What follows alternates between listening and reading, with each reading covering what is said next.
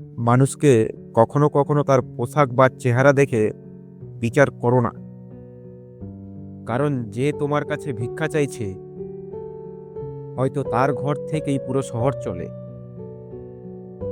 তো চলুন, ভিডিও শুরু করার আগে চ্যানেলটিকে লাইক, শেয়ার এবং সাবস্ক্রাইব করে পাশে থাকা বেল আইকনটি ক্লিক করে রাখবেন। সেদিন হালকা কুয়াশা,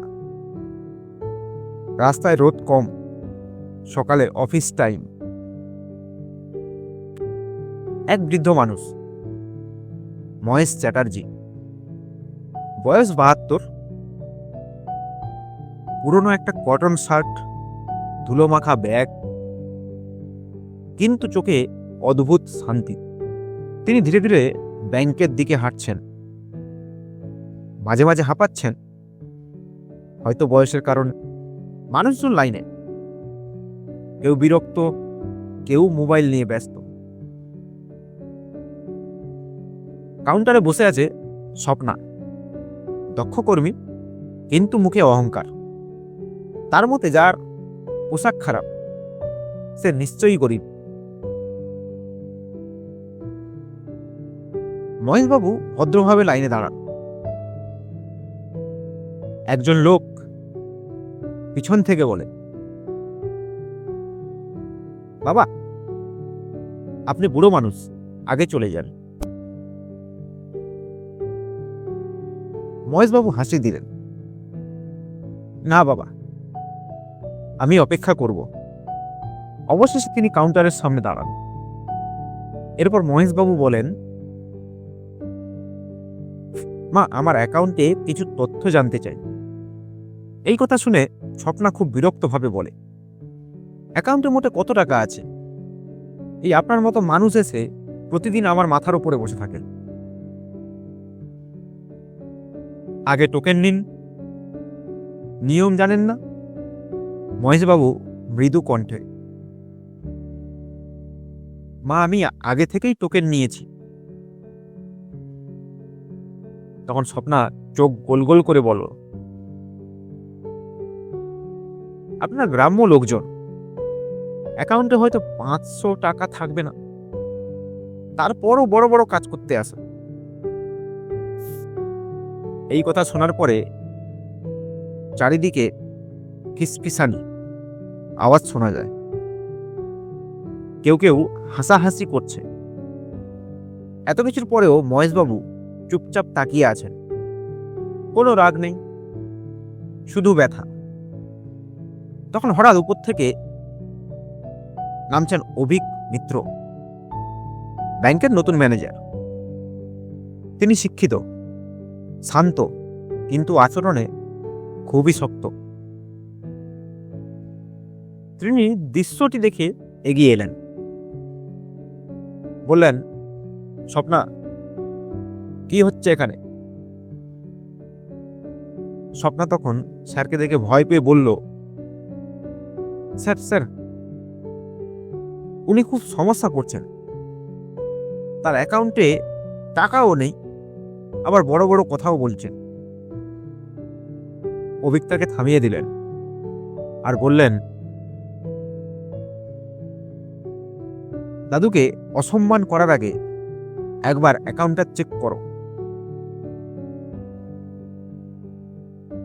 স্বপ্নের অনিচ্ছা থাকা সত্ত্বেও সে কষ্ট করে কম্পিউটার টাইপ করলো।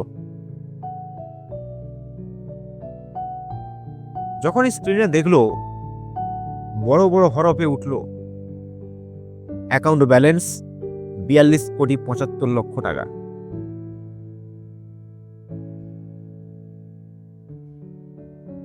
এইটা দেখে স্বপ্না পুরোই শক। পাশে থাকা লোকেরাও স্তব্ধ।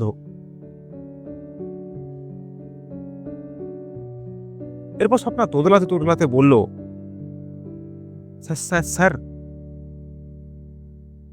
উনি 42 কোটির মালিক। অভিক মৃদু হাসলেন, হ্যাঁ আমি জানি।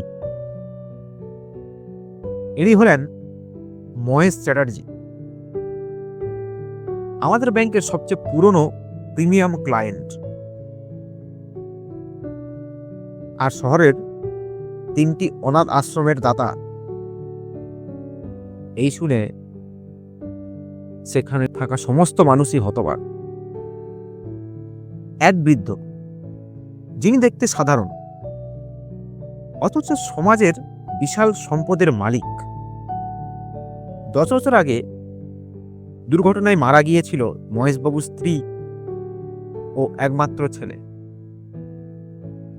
এরপর তিনি বাড়ি গাড়ি সবকিছু ছেড়ে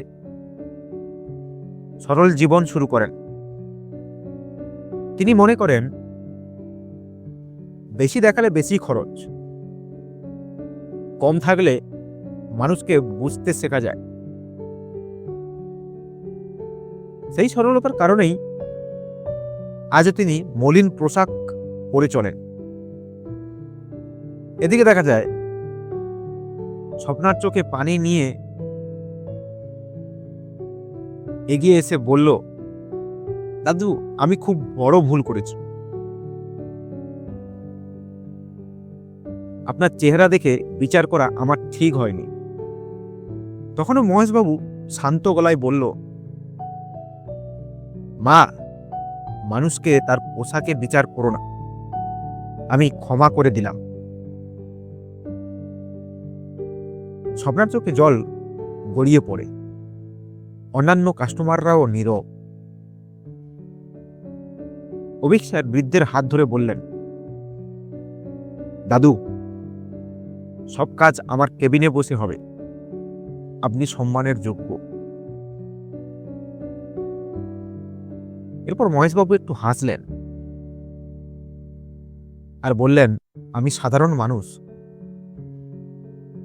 সবার মতো লাইনে দাঁড়াতে আমার ভালো লাগে। সম্মান আমি চাই না, শুধু একটু মানবিকতাই চাই।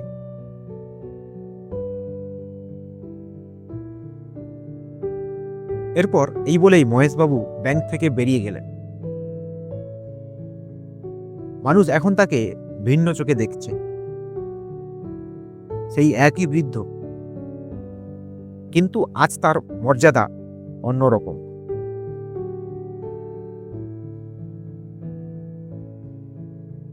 দেখতে সাধারণ বলে কেউ ছোট নয়, সময়ের সাথে সবাই সমান। তাই মানুষের প্রতি আচরণটুকুই সবার আগে সুন্দর হওয়া উচিত।